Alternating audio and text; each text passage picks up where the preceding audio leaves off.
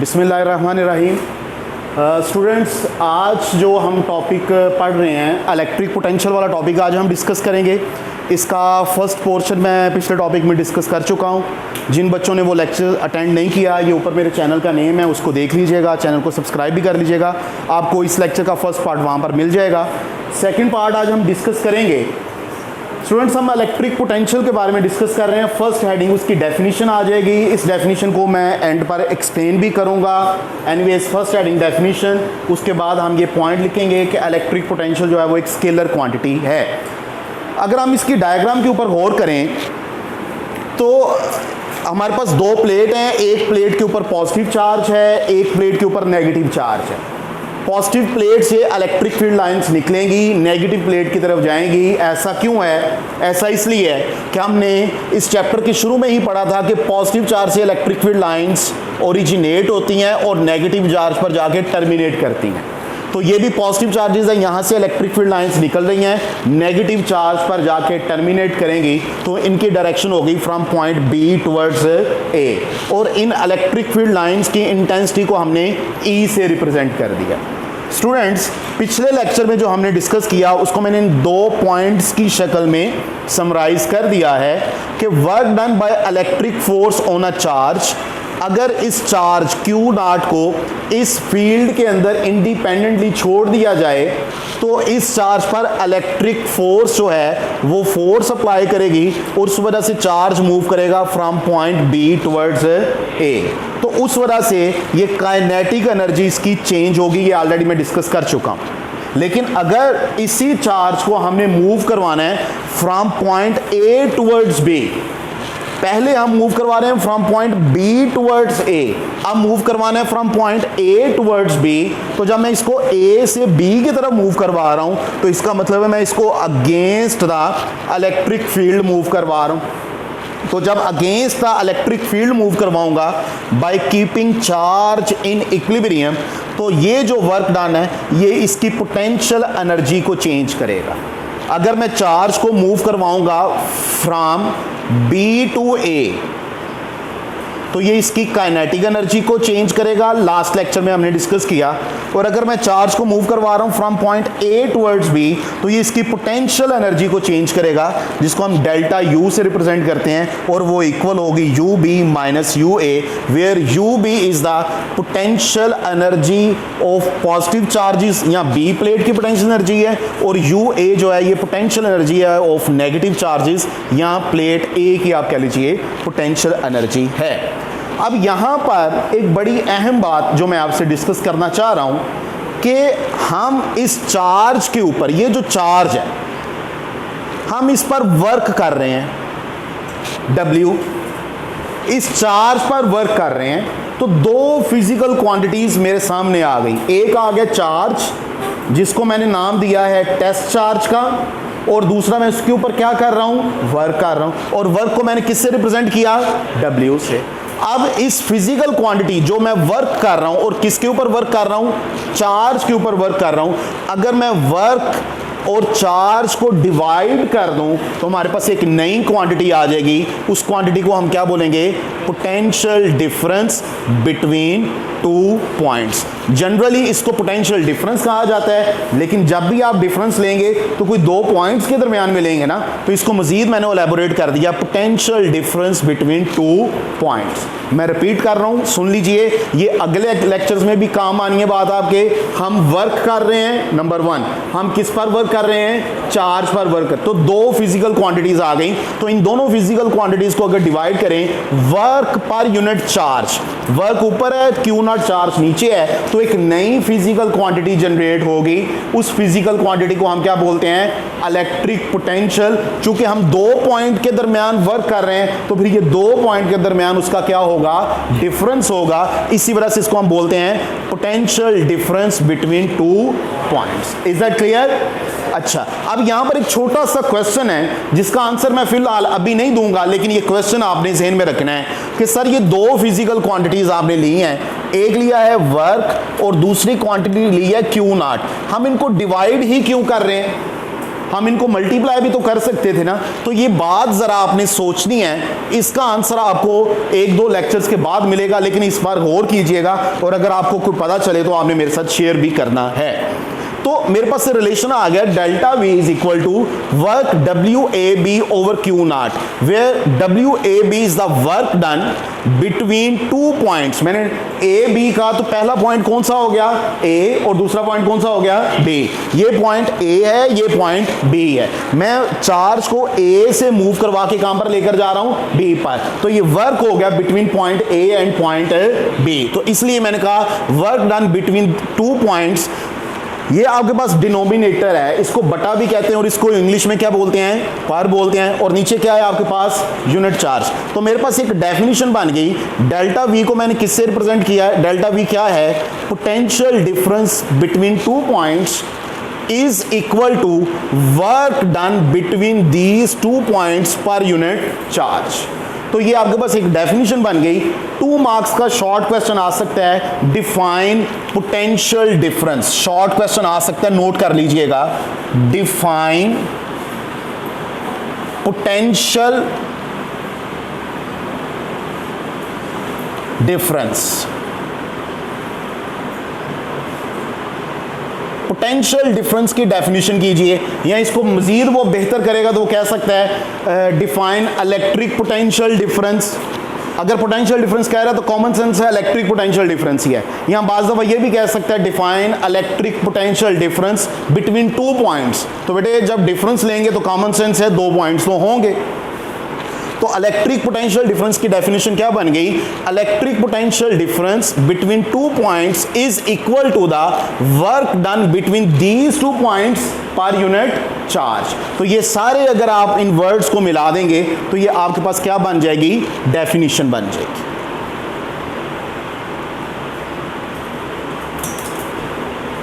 Point to be noted, this is the definition of electric potential difference. This is not the definition of electric potential. Electric potential की definition की तरफ अभी हमने आना है। अभी तक मैंने सिर्फ आपसे definition शेयर किया है electric potential difference की, point number 1, और point number 2 मैंने उसका mathematical relation आपसे शेयर किया है। Is that clear? कोई मसला तो नहीं है यहाँ तक? अच्छा जी, इसके आगे चलिए। हमारे पास वर्क आ गया फ्रॉम A टू B, और हमें ये पता है इक्वेशन 1 से कि work from A to B equal होता है चेंज इन पोटेंशियल एनर्जी के। तो अगर work from A to B की जगह मैं डेल्टा U यूज करूं तो मेरे पास डेल्टा V किसके इक्वल आ जाएगा, delta U over Q naught. मैंने कुछ भी नहीं किया, इस work from A to B की जगह मैंने डेल्टा U यूज कर लिया है। तो आपके पास वही इक्वेशन डेल्टा V है, वही इक्वल है। Work from A to B की जगह क्या आ गया, डेल्टा U आ गया, और डिनोमिनेटर में क्या आ गया आपके पास, Q नॉट आ गया। तो यहां से एक और डेफिनेशन बन सकती है। ये भी मैं इसलिए गोश गुजार कर रहा हूं कि आपकी बुक वाले ने ये दोनों डेफिनेशंस लिखी हुई हैं, और ये MCQs में कोई एक डेफिनेशन को वो यूज कर सकता है। यहां आपको दोनों डेफिनेशन आनी चाहिए। अगर शॉर्ट क्वेश्चन आता है तो आप कोई भी डेफिनेशन यूज कर सकते हैं। तो यहां से इसकी डेफिनेशन क्या बनेगी, change in potential energy per unit charge. ये डेल्टा Q क्या था, चेंज इन पोटेंशियल एनर्जी। मैंने ये क्या लिखा हुआ है, चेंज इन पोटेंशियल एनर्जी। तो change in potential energy per unit charge is known as potential difference. Change in potential energy per unit charge is known as potential difference. फिर से, change in potential energy per unit, change in potential energy per unit, change in potential energy per unit. तो मुझे बताइए ये जो potential energy है, ये gravitational potential energy है या इलेक्ट्रिक पोटेंशियल एनर्जी है, इलेक्ट्रिक। तो change in electric potential energy per unit charge is known as potential difference. Is that clear? अच्छा जी, अब आ जाइए इसके यूनिट के ऊपर। ये यूनिट भी शॉर्ट क्वेश्चन आ सकता है और इसकी डेफिनेशन भी आ सकती है। हमारे पास ये मैथमेटिकल रिलेशन है, चाहे मैं पोटेंशियल एनर्जी लूं या वर्क वाला रिलेशन लूं, आपको पता है कि एनर्जी या वर्क का जो यूनिट होता है वो जूल होता है। अच्छा याद रखिएगा, ये जोल नहीं होता, ये जूल होता है। आपने जूल पढ़ना है इसे। तो unit of potential energy is joule, जिसको कैपिटल J से रिप्रेजेंट करेंगे, and unit of charge is coulomb.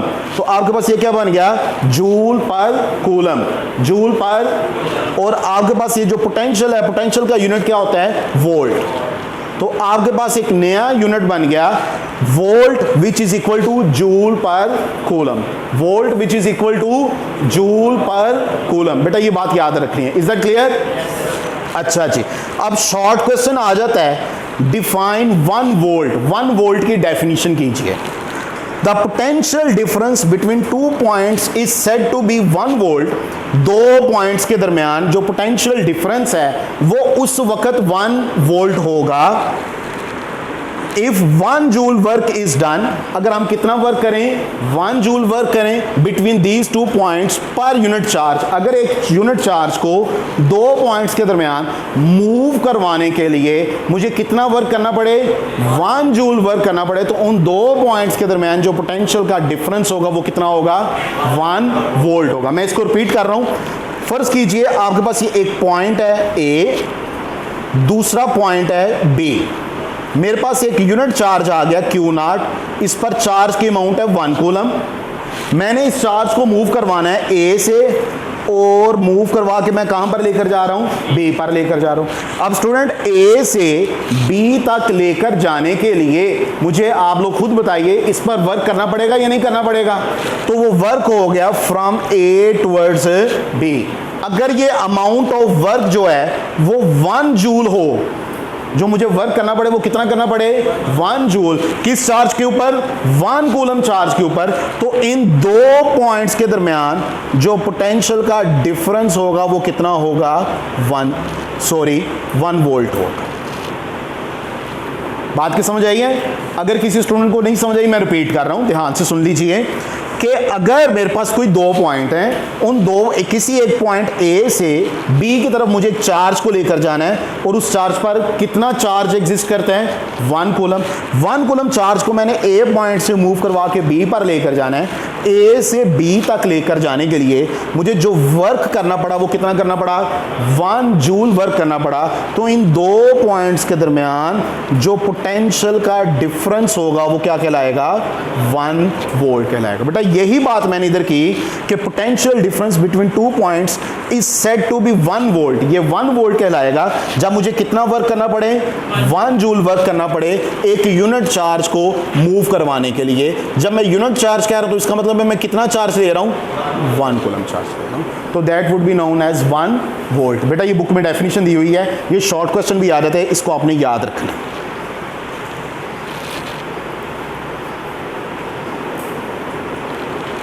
अच्छा जी, अब आ जाइए इलेक्ट्रिक पोटेंशियल की तरफ। इलेक्ट्रिक पोटेंशियल क्या होता है? अभी तक जो मैंने डिस्कशन की वो की इलेक्ट्रिक पोटेंशियल डिफरेंस की। अब मैं डिस्कशन किसकी कर रहा हूं? इलेक्ट्रिक पोटेंशियल की। अब इसको जरा ध्यान से सुनिए। मेरे पास जो रिलेशन आया उसमें मैंने पोटेंशियल डिफरेंस लिया। एक पोटेंशियल किसी पॉइंट ए पर है, यहां पर है, और दूसरा किस पर है? बी पर। मैं चार्ज को कहां से मूव करवा रहा हूं? ए से। किस तरफ लेकर जा रहा हूं? बी पर ले। मैंने चार्ज को ए से मूव करवाया है, तो मैं कह सकता हूं कि ए मेरा स्टार्टिंग पॉइंट है, या इसको आप रेफरेंस पॉइंट भी कह सकते हैं। दोनों टर्म यूज होती हैं कि जहां से आप चार्ज को मूव करवा रहे हो वो आपका रेफरेंस पॉइंट भी कह सकते हो या स्टार्टिंग पॉइंट भी कह सकते हो। अच्छा, ये पॉइंट हमने कहां पर लेना होता है? बेटा इस रेफरेंस पॉइंट की जो चॉइस है ये आर्बिट्रेरी होती है। Arbitrary means not fix. आप किसी भी जगह को, किसी भी पॉइंट को अपना रेफरेंस पॉइंट या स्टार्टिंग पॉइंट ले सकते हो। ठीक है, लेट फर्ज कीजिए कि ए पॉइंट जो है वो मैंने इन्फिनिटी पर ले लिया। ए पॉइंट कहां पर ले लिया? इन्फिनिटी पर। अगर इन्फिनिटी पर ले लिया तो वहां पर पोटेंशियल की वैल्यू क्या होती है? 0 होती है। फर्ज कीजिए जो ए मेरा स्टार्टिंग पॉइंट है, उस स्टार्टिंग पॉइंट को मैं कहां पर ले रहा हूं? इन्फिनिटी पर। और हम ये अज्यूम करते हैं कि उस इन्फिनिटी पर जो पोटेंशियल की वैल्यू है वो क्या है? 0 है। तो आपके पास ये रिलेशन क्या बन जाएगा?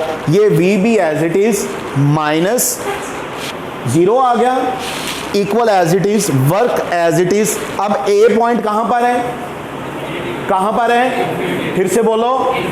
अच्छा, तो ए की जगह क्या आ गया? इन्फिनिटी आ गया, और ये बी तक आ गया, बटे में Q0 आ गया। देखो आपकी बुक में इस टॉपिक के नीचे वाले पेज पे लास्ट पैराग्राफ में ये रिलेशन लिखा हुआ है कहीं पर, देखिए लिखा हुआ है, उसको अंडरलाइन कर लें बेटे।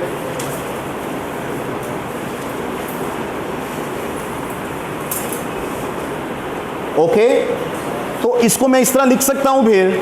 अब ये जो जीरो है वैल्यू स्टूडेंट्स, इस जीरो वैल्यू को लिखने की जरूरत नहीं है, तो आपके पास V B as it is equal as it is work from infinity to point B per unit charge. Is that clear?